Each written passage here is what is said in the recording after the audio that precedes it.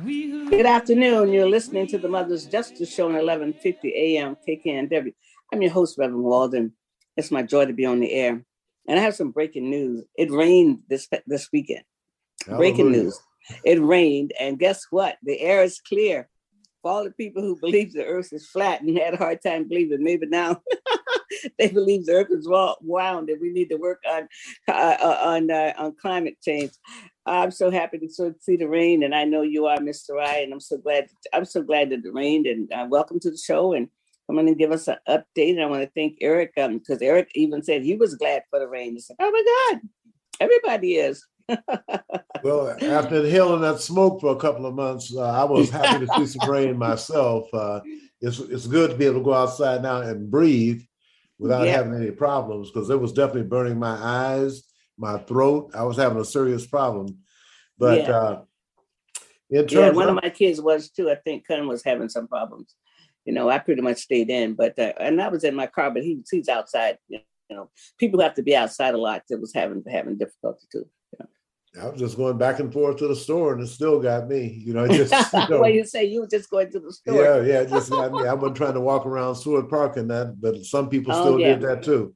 Oh yeah, they did. They did. So well, from Harriett, I've been listening to the pundits lately, and it looks like Roe v. Wade is losing the momentum, and it looks like all the angry women. Oh yeah, they're not angry no more. They're not. They're angry because they have to pay more for the gas. It looks like it's going to be a big. It looked like it's going to be bad for the blue people. I mean, because it looks like from what it looks like, unless you get an October surprise, something else happens between now and when all the votes are counted. So, yeah. Well, I think the Democrats really haven't done all they could. I mean, and I do believe that Trump is having some interference in with the Saudis, and interfering with the gas. I mean, and the oil. I think, and then you got the Russians with the war. So, I mean, he's in a perfect storm. And you know what happened with Carmen in a perfect storm? I mean, hey, you kind of go down. So, I think we need to be prepared, especially the colored people, because that's who they're really coming after. See, so I think we better be prepared. Well, I hope Garland gets something filed.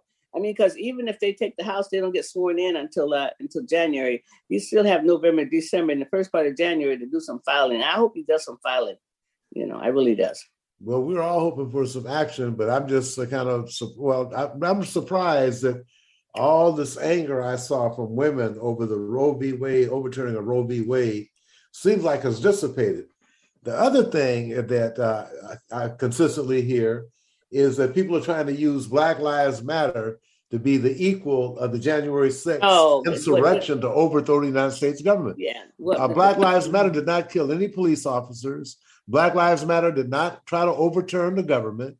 And I mean, that's one of the highest crimes in this country that you can commit. But some people are forgiven when they do things like this. And it's really unfortunate because if certain people take over, the democracy really will be at stake. So I think the other thing, if they take over, who will liberate America? America liberated Germany. I mean, America liberated Europe. Who will liberate us from these people? I mean, we don't have anybody. I mean, Canada is not coming. I mean, Canada might shut if something was coming in the sky, and our system is compromised because Trump might have gave the all the codes away. I mean, they might help us out and shoot something down, but we this is where we are right now. No, you have to realize what's happening in Europe too. I mean, the right wing fascism is taking on Mussolini. I get the granddaughter, a relative of Mussolini, is now over Italy. And you have the same thing in the Scandinavian countries and in Germany and in France, where these fascists are stepping back up to the plate and they're talking about expelling the immigrants. But one thing about this country, and a lot of the new minorities might not be aware of, but this is a nation of Indians who've been here for thousands of years, immigrants and slaves, okay? So if you just got here and say about a Statue of Liberty, don't be coming looking down your nose at Black folks, because they got 250 years of free labor from Black folks from Africa. Okay. And then they're going to get upset when we say we want to be paid for our work. It's like right now, there's a push right now for the Native Americans to get their land back. And so, it's this whole thing about, well, you Black people want something for nothing, died in every war, built this joint for free, as my daughter says, built this joint for free, and still as second-class citizenship. And now, you have a large Hispanic population that's supporting the Republicans. Now, if they want to support Greg Abbott and Rick DeSantis with their stuff they're doing to refugees, then right on. But it's hard for me to say that I can work with all people of color because we don't all have the same agenda. Well, but also a lot of the Latinos might be supporting DeSantis, but they might be the light Latinos. I mean, the darker Mexicans are not really supporting him. I mean, that's the color difference in the hue. But I think the other things that we have to continue to say and to work on. Marcus Garvey said, if we didn't organize for our own self-protection over 100 years ago, we would be annihilated. He also said you had to hit propaganda back with propaganda. We hit propaganda back, but we don't have the largest platform to be able to hit them back the way that it should be. I mean, every lie that they told ever since Reagan came, I mean, all those lies are still out there. And those lies go down as the truth. But one of the things that has happened to these people can see something with their own eyes and then deny it. I mean, because they didn't see Black Lives Matter in the Capitol. They did not.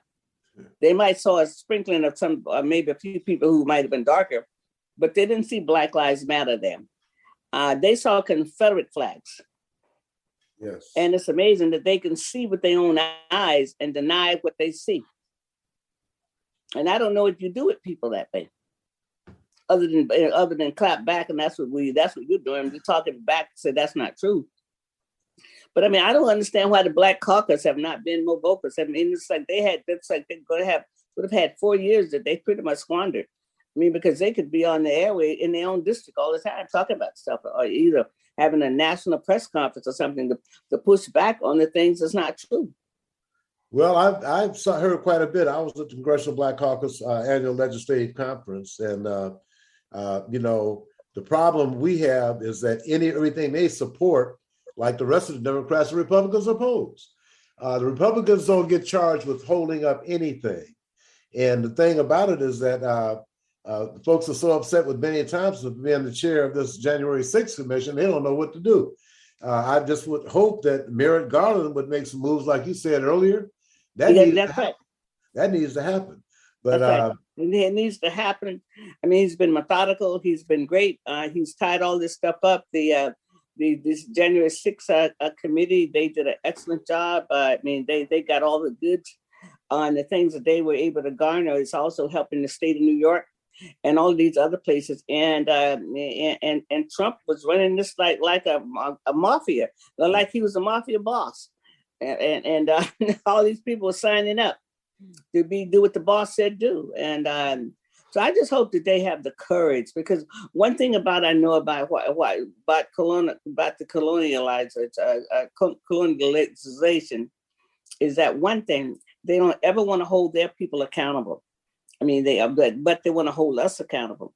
Because if this had happened in reverse, all those people would have been locked up by now. They would have been dead. They would have been dead. Well, the Capitol Police officer said, if Black Lives Matter would have came down like January 6 people did, in the first place, he said they would have been shot before they hit the first step. And the fact is that the FBI and the Secret Service knew this was going to happen. They did not prepare for it because the president wanted to have this turmoil and this insurrection. That was directed, and that's what's charged Donald J. Trump with right now. He was responsible for it. But the FBI and the CIA violated the Constitution. Their allegiance is not to Trump. Their allegiance is to the Constitution. And what he was doing was violating the Constitution.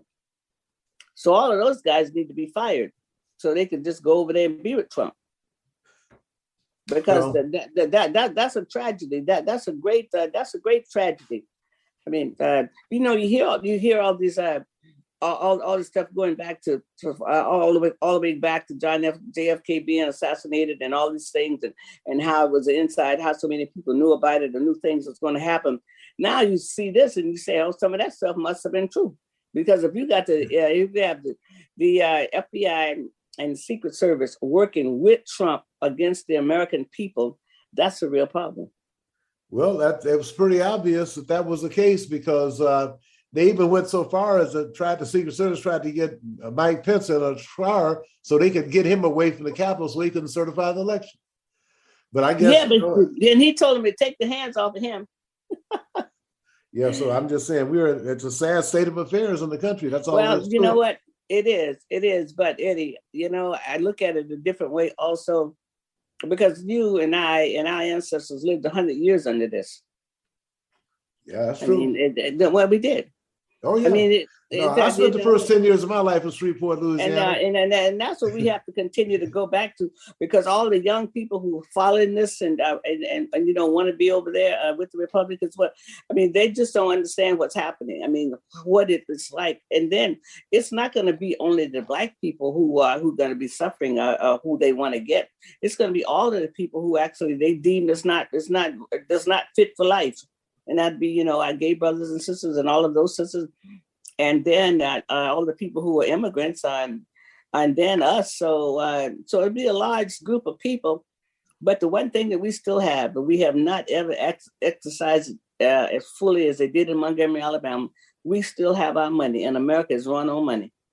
And if that's all we're going to be left with after the fall election, maybe we'll reevaluate how we spend our money, because all of these corporations are supporting Trump. Well, absolutely, because when Trump was in office, he gave them a $2 trillion tax break. And right. You hear the Republicans consistently talking about, they're big spenders, and the top 1% got to $2 trillion, and they bought their stock back, and so and it didn't pass on it to anyone. So.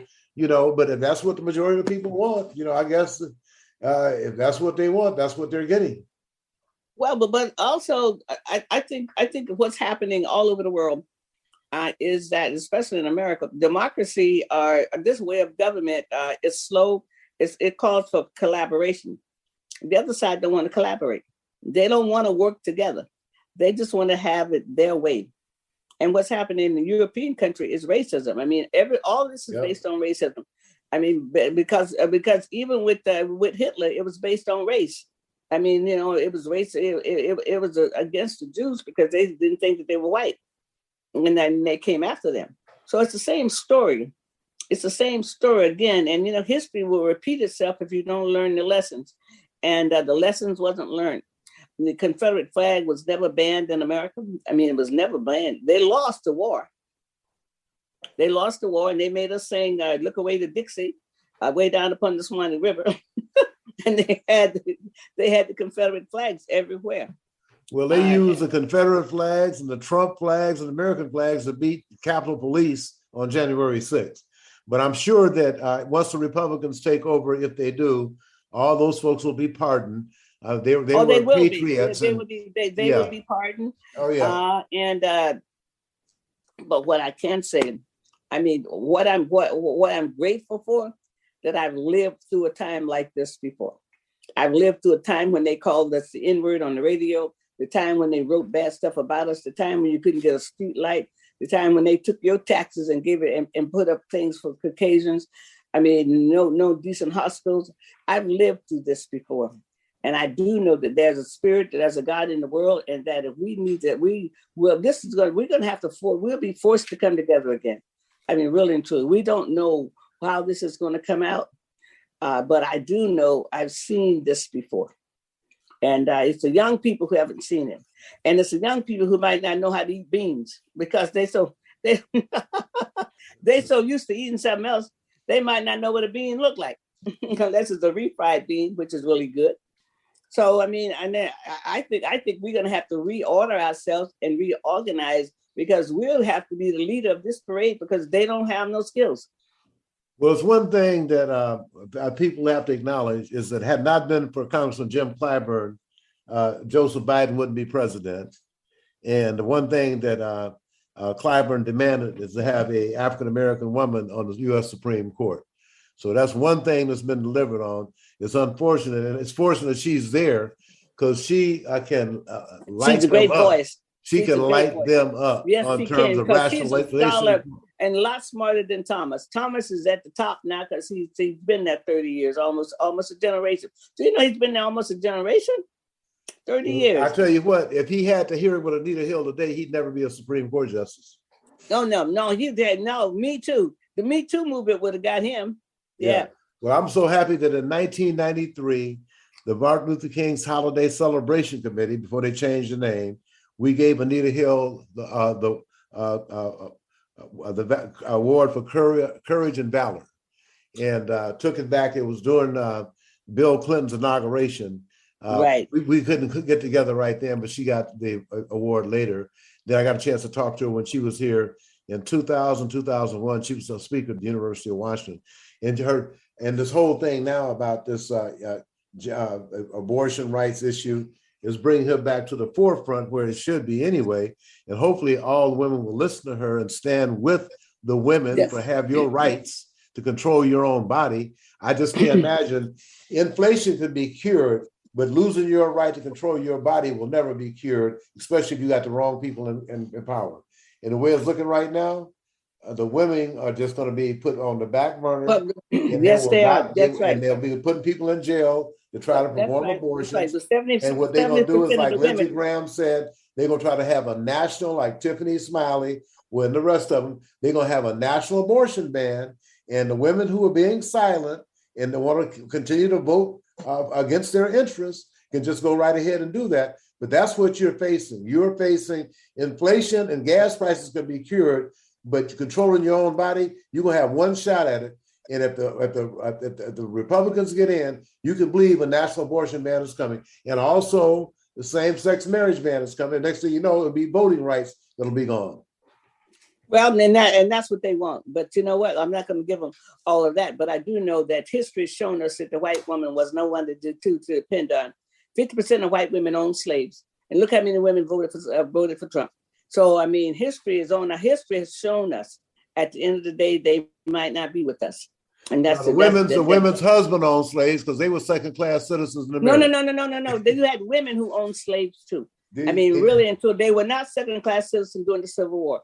Okay. I mean, they owned slaves also, 50% of them, and that's documented. So I'm not taking anything from them. Okay. I'm just telling the real truth about that. Okay, yeah. So anyway, before we leave, before I let you go and you go on and have a good afternoon.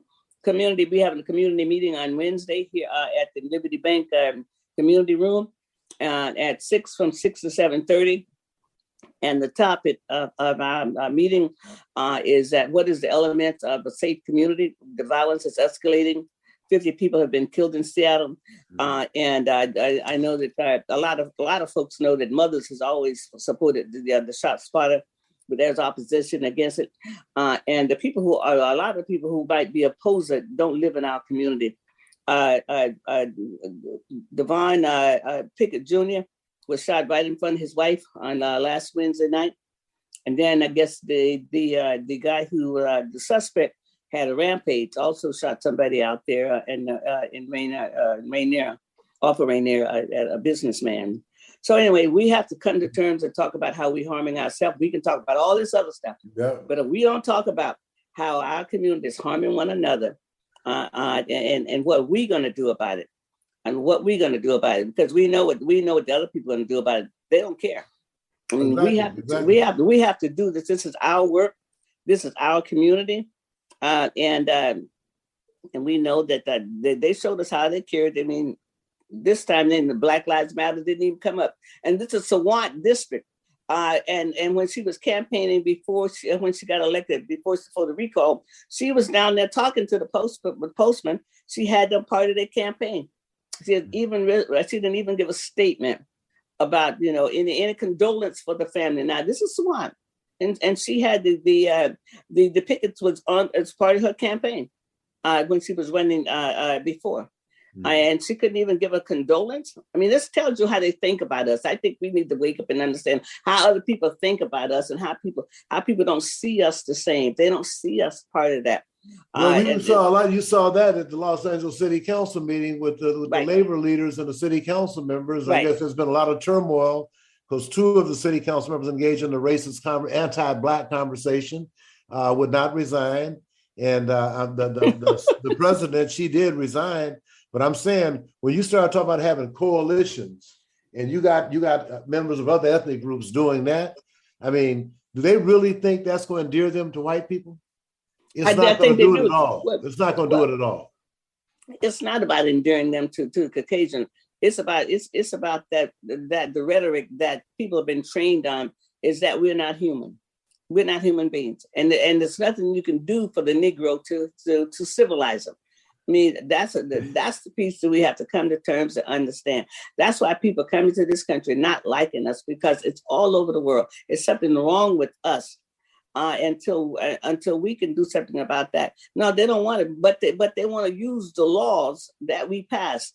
Every law in this country that made America better came from us, came from our blood, our sweat, our tears, and people who got murdered. Every program, all the minority business program was started by Black folks. Okay. That's right.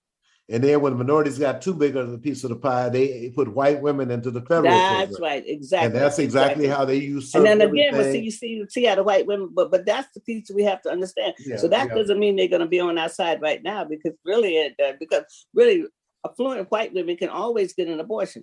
I mean, affluent white women can get an abortion. I mean, that they could always do that. It's the poor women, and the poor women probably be voting against their own self-interest. But the affluent women always got a private doctor. They always got some place to go. I want to see, I guess a lot of the things that Biden had in the last large bill, reducing the cost of insulin and stuff like that. When the other party take over, those prices will go back up. And I don't want nobody crying to me that didn't vote. Okay, I can't hear you. And if you voted the wrong way, I really can't hear you. So it's not in our best interest. Because Mr. Ride, people leave. Humanity learns their lesson on two different ways. They can learn it through love or learn it through suffering. Mm-hmm. And those are the two ways that people wake up. You have to wake up in the world, and sometimes suffering is what wake people up. They wake up to have a different eyes, and they can see a different road. And so I don't know which way it's going to go in America, but I'm choosing the road of love. That's the road I'm gonna stay on. Like Martin Luther King said, hate was too heavy a burden. He was gonna stick with love. That's what I'm gonna do. I'm gonna stick with love. But I don't know what it's gonna be. But I know who makes the sun come up, and that's where I always go back to. We got always remember too. In Washington State, we didn't have affirmative action for 23 years, and that was detrimental to Black folks. And that's who they have as the party, Democratic Party analysis. Gary Locke. I mean, he was on there last night. I didn't watch the debate, but he and Rob McKenna, and Rob McKenna was a Republican, but he was the only person that did something to care service. And I was listening. I looked at Gary Locke and I said, "You're the reason why we didn't have affirmative action. That's right. You're the reason why. You're the reason why, to make sure that the Black people could not have anything." People can't forget though. The father of affirmative action was a Black Republican by the name of Dr. Arthur A. Fletcher. But he was not a Tim Scott or a Clarence Thomas or any of the other Trump-loving Negroes. Dr. Fletcher fought for us to have our fair share. And I went to many, many meetings with him, even with Alan Greenspan, about us, descendants of African-American slaves, receiving our fair share and fair opportunities. So that's one Republican that I will always admire. Well, but you had the Lincoln Republicans, because before FDR, a little after FDR, Black people, when they could vote, they voted Republican because Lincoln freed the slaves. So they said, right. And but this Republican Party now is the Dixiecrat Party. It's just like it was. It was like the party that you grew up under, and before you left the state, and the party that I grew up under until I was 18 years old. Strom Thurmond and Jesse Helms, they did not like us at all. Strom Thurmond did rape that girl and get an apple. She had that. He paid her way through college too. Oh yeah. And so he was special. He liked the one, but he took advantage of the black girl. George Washington liked him. Thomas Jefferson liked him. John Adams liked him. So I mean, come on now. At Mount Vernon, they were the slave folks were kept right underneath the big house in Mount Vernon. You go there to where George Washington lived, you'll see. And he didn't have no ladies but Martha. Well, I tell you, Mr. Wright, it's gonna take all of us. And now this is an opportunity to wake up Black people who absolutely been out there doing all this other stuff because somebody told them that they could, or so they picked up guns and stuff. And now they harmed themselves. But now it's time for them to wake up because, see, they don't know what might be coming and they got to wake up. We need all hands on deck. That's what we need right now. And that's what I'm calling for. All right, Mr. Wright, it's been great talking to you. And I love that you're looking healthy there and good. And I know your wife had a birthday last week and I hope she had a good time. All right. Everybody needs to vote. If you got your ballot turned in right away, don't wait. All right, then. Thank you. And I also remember Mother's Meeting is October 26th, Wednesday from 6 to 7:30 at 1405 24th Avenue. See you there. Be there. Come on out and let's change this. That's Angela Rye's birthday. I can't make it. She's flying in town to have dinner with us. Well, you tell us. We say, hey, yesterday was Hiram's birthday. My oldest son passed away. All right. Well, hey, you have a great time with your lovely daughter and your family. Okay. Thank you. All right. Thank you. You listen to the Mother's Justice Show on 1150 AM KKNW. I'm your host, from Walden. I'll be right back. The Mother's Justice Show is brought to you by H.G. Walden and the Virtues Healing Circles. Join us for Wisdom and Wellness with Reverend Walden, a monthly virtual and in-person healing circle that focuses on community healing and growth.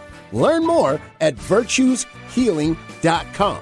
That's virtueshealing.com. Also, be sure to join our healing group on Facebook.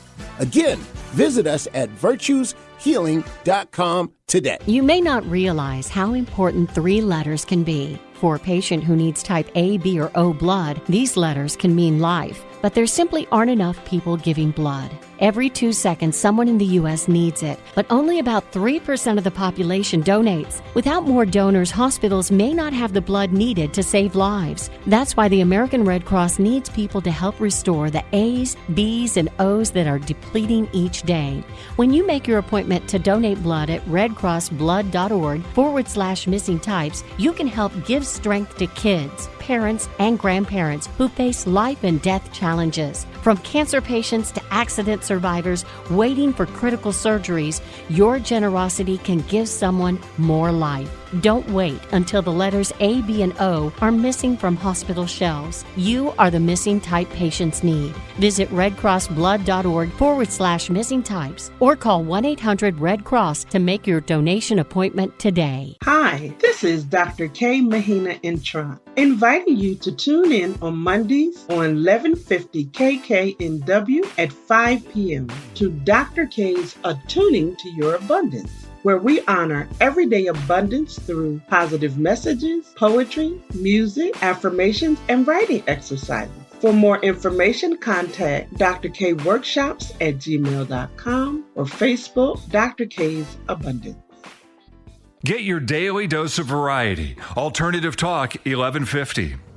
Are you listening to the Mother's Justice Show on 1150 AM KKNW? That's one of my favorite songs. I'm your host, from Walden. It's my joy to be on the air. And thank you so much, Eric. I'm going to bring on my next guest. She's just fabulous. She's international now. I'm going to bring on Miss Felicia Cross, and she's going to talk to us about our trip. She's been going all over the country, but now she's also got something international at conference. She went over in a fabulous place. How you doing, Miss Cross? I'm good. Thank you for having me. How are you today? Well, it rained. It's so it rained. Lord, let it rain. I love rain anyway. I love rain because it slows me down. There's something about the rain I like, and I do love rain. I love the rain and the wind. You're in the right place. Yeah, and so I'm happy that it has rained, and now people understand the value of clean air. Okay, right. The value of clean air and why it's necessary. So, but I'm jazzed about that, and I know that you just been around the world, and so I just let you. So come on and give us an update what you did the last week, the last 7 days, and And I know you actually was a keynote on the international stage. Okay, Yes. I was so Yes. proud of you. Thank you so much. Mm-hmm. Yes, so let's tell us all about it. Well, I'll start with the trip to Texas. We went the whole team the CPC went to the you might want to say what that is. The Community Police Commission of the whole team. We had new employees, had an opportunity to take part in the International Association of Chief of Police conference in Dallas. And it was a really good, it was my first time going to that conference. Although I knew a lot of people there, but it was my first time attending that particular conference. And it was exciting because I am a subject matter expert in community policing, and community engagement with IACP, although I've never been to the conference. Crytek is the name of the consulting firm I'm working with. And I've done several projects with them, but in particular, I've been working on me and another retired New York police officer, we've been working on a curriculum for training for first line officers. There'll be an international training to roll out, and it was really interesting. I didn't know that this was going to happen, but they launched the training curriculum at the conference, so that was exciting. I got to go meet the people I've been working with for the last several months in person, so that was fun, and to hear more about the project. So that was IACP, and was it well attended? Did we have any local people there that went? Oh my goodness! Local law enforcement people that we might know. Yes, Chief Bess was there, Chief Diaz was there, and actually, Chief Kathleen O'Toole. She was the first person I ran into, so it was good to see her too. Yes. What about King County? Any sheriff was at that? That didn't have any sheriffs there, right? Just police chief. I'm not sure. I'm not sure. I'm not sure. I don't know a lot of the King County sheriffs, so they're possibly. But I don't know how many thousands of people were there, but it was. Oh, really? Very well attended. And the thing I really liked about it was that it was people from all over the world. So was there more people there than there was at NACO? Oh, yes. Okay. Many more. Too bad I didn't go on that one. I didn't go on that one. I know. Yeah, you could just tell, that a lot of people from, international places. I even got a chance to meet two of the legal attaches for the embassy, for the Dubai embassy, and I was so excited because I was like, oh, I'm leaving tomorrow, going to Dubai. So that was fun, and they gave me their card. And it was like, if you need anything, here's our card. So that was the first few days of my whirlwind of a trip. So then I left and went to Dubai on the 18th. First time flying international, first time being I could never in my life imagine being on a plane for 15 hours. I just could never even think about it. But I just want to tell you a little bit more about how this opportunity came about for me. Yeah. I thought it was a scam at first. When I first got the invite, I was like, oh, who's going to send for me to go to Dubai, And I had some people look into it for me, and it was a legitimate offer. And so I asked the lady, I said, well, how did you come about my name? And she said, well, we did our research on Seattle, and your name kept coming up. So it was really humbling and an honor to be recognized just from my work, not in association with any other organization or job or work that I do by name. So that was exciting. I had no idea just how big this conference was going to be. So it was the Dubai Police Department, and this was their second annual community policing dialogue. I was the keynote speaker. I spoke first. They so well received. had beautiful hotel accommodations. Who gets to go to Dubai for free? And so they welcomed me back. I'll ask Omar, because I don't think he's been there many times. He's lived there and Abu Dhabi. Yes. Yeah. Mm-hmm. But the funny thing too is, just in my own spirit, I've always thought to myself, if I was to ever go anywhere international, knowing that I would never get on a plane, thinking that I would never get on a plane for that long, Dubai was the number one place I wanted to visit. What was it about Dubai you wanted to go see? I love the culture of the people. And I knew that the like the architecture was very different, and I know a couple of people that are from there, and so just listening to the culture and the difference, man, I tell you, I can say now I think everybody should take at least one international trip somewhere.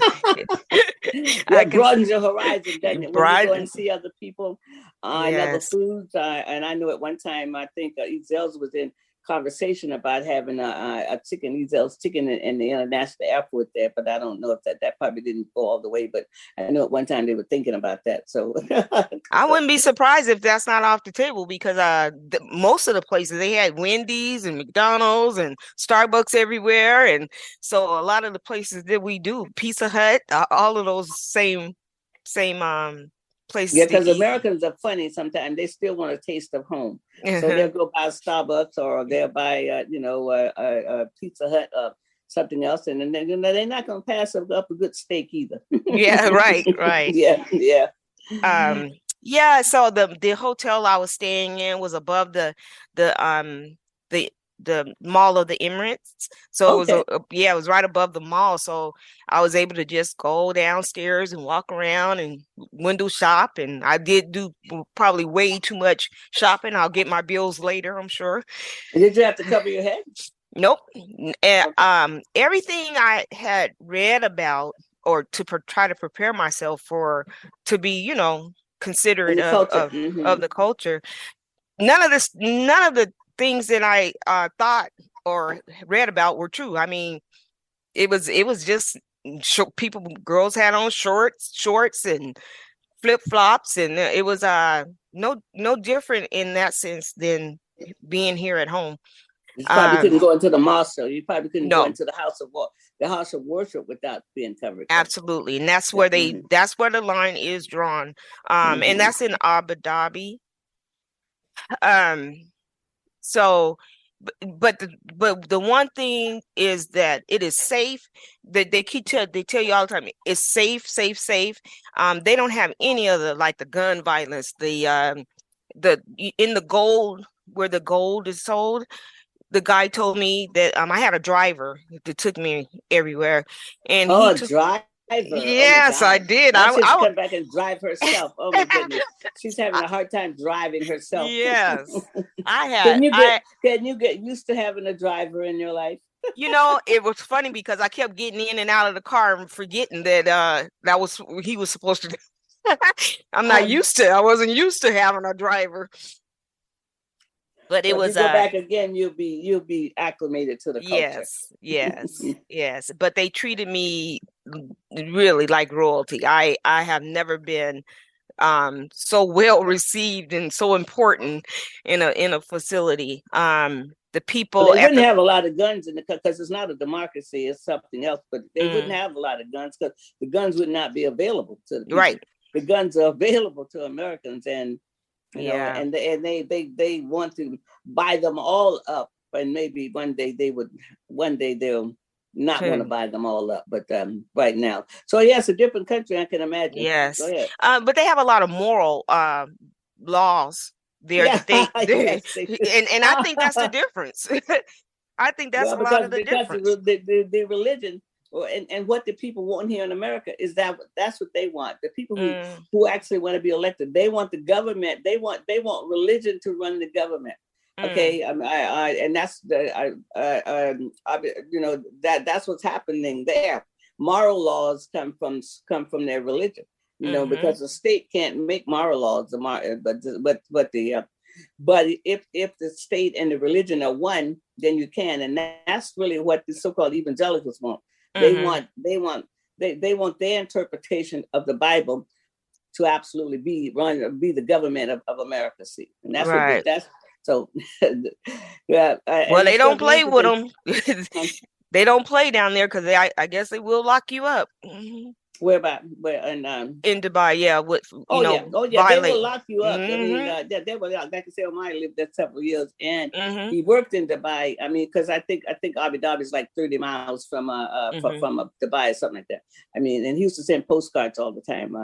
When he would tell people, you know what, listen, if you're gonna wild out here, you better do it here in Dubai, because if you go to Abu Dhabi, if you get arrested, you're not gonna get an arraignment tomorrow. You're not gonna get out of jail. You're gonna sit there. Right. And another thing too, like I ate at the Cheesecake Factory. They don't sell alcohol at the restaurants. You don't you can't. I don't know. I didn't see any alcohol in the stores or anywhere. So that was another thing that was different than here. Yeah. Well, it's probably like the blue laws used to be in the South. They didn't sell nothing on Sunday. Right. Everything was shut down and on Sunday. Yes. Sunday was the holy day, but it stopped being holy when they got the malls. Yeah. Well, it's still like that in Texas. Oh, really? You're blue Sundays.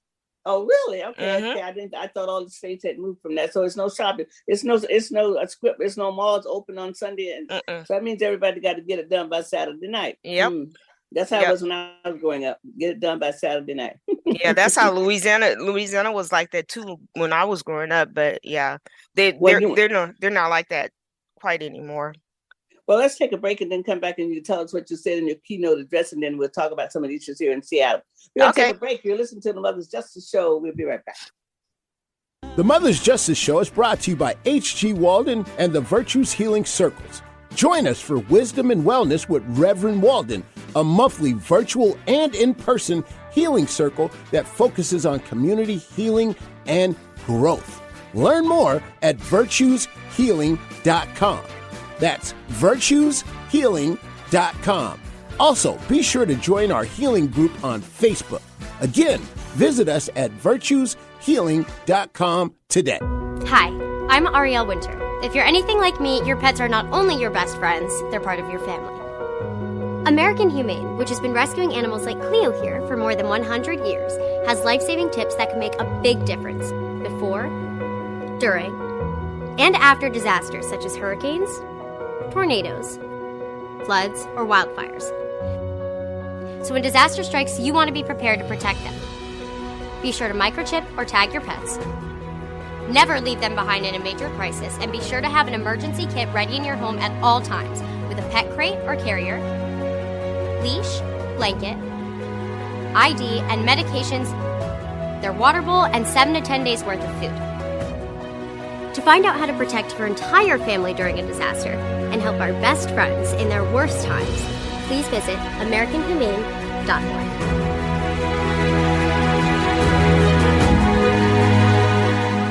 Talk radio that will get you thinking. Alternative Talk 1150.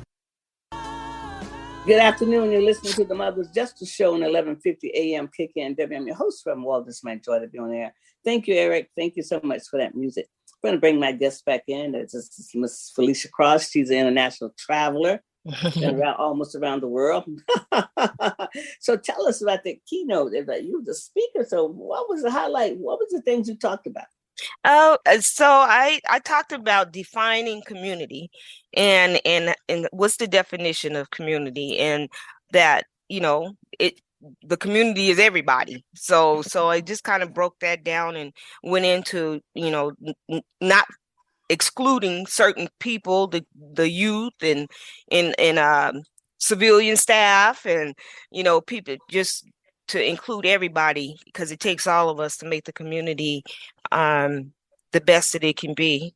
And so that was basically my I gave a couple of stories, and we talked about being a lifelong member of one community, and what that means, and the investment, and just how much it means to me to be a part of my community. And there was probably about 300 or so people there. That's And good.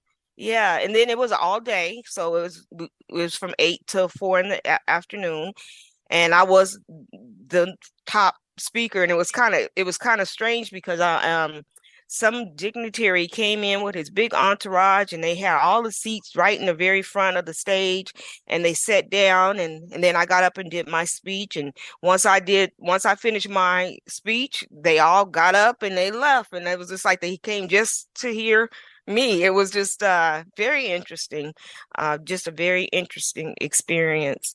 And then we broke down into round table talks, and I Mm-hmm.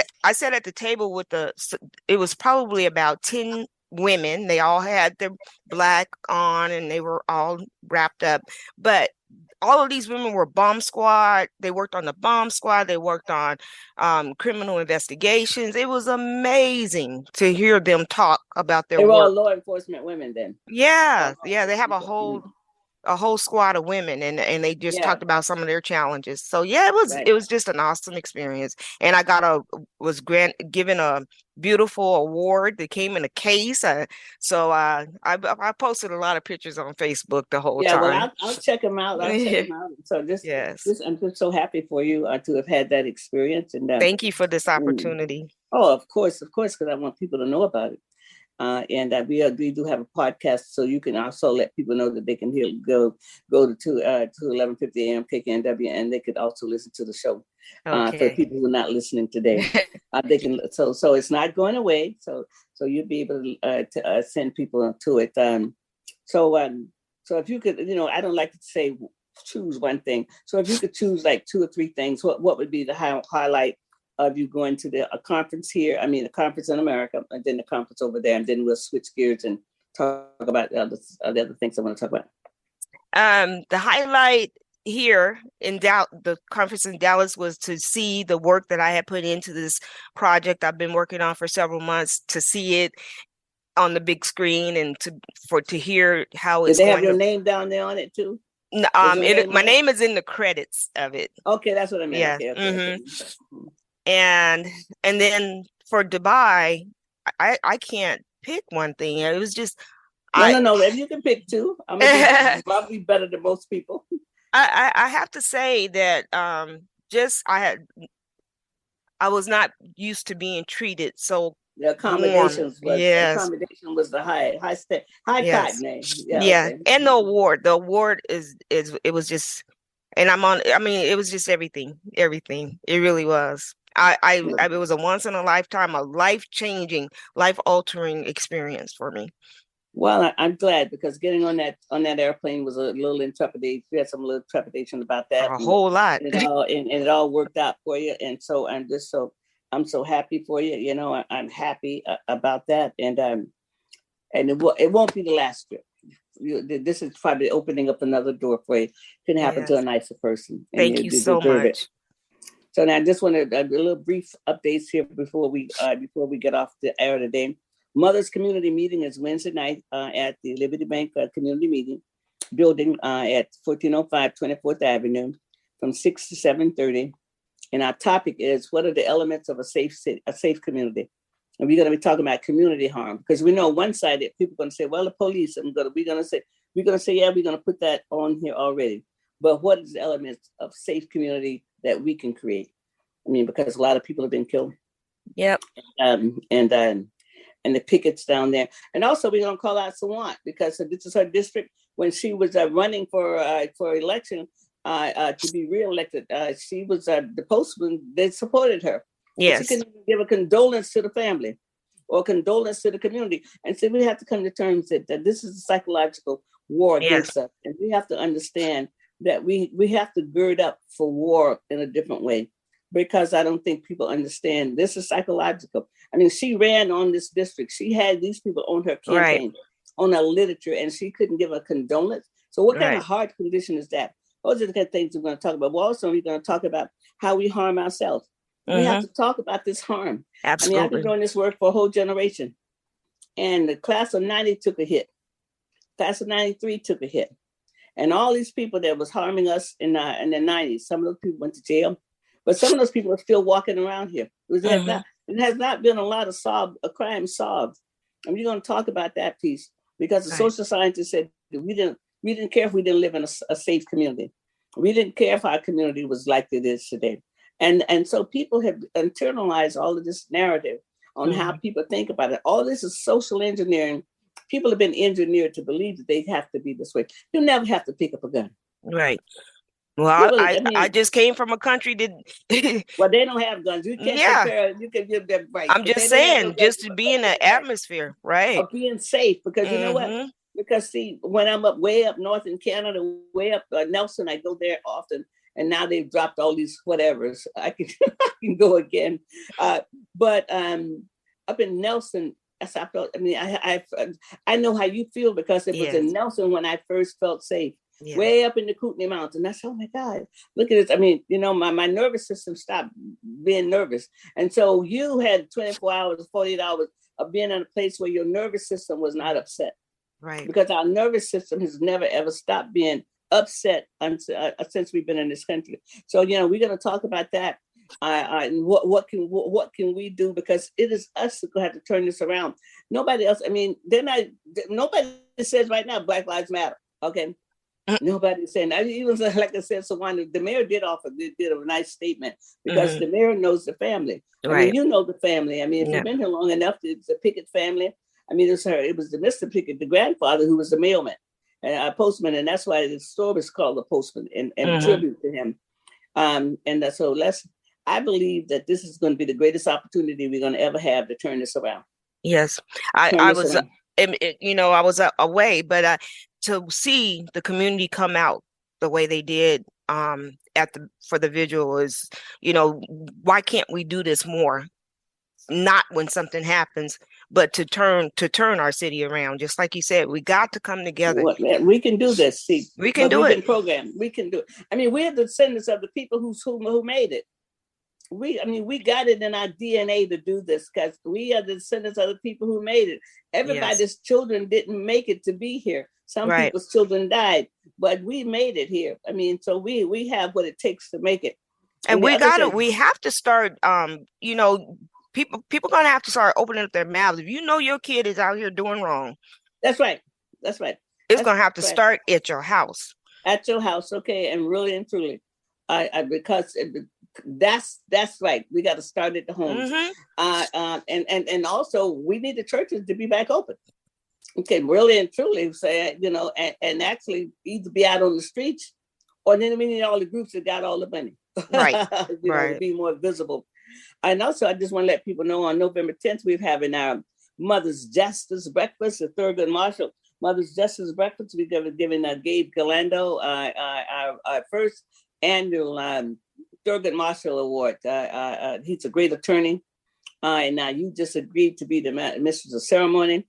So we're just rolling on, and that is going to be at 7:00 at Esquire Club. There's going to be plenty of parking because you can park across the street over there in that little parking area also, and then you can still park on the street. So we're really excited. Yes. And I'm really excited for you. I just see all the doors of the universe opening for you. You know, I mean, hey, you can walk through them.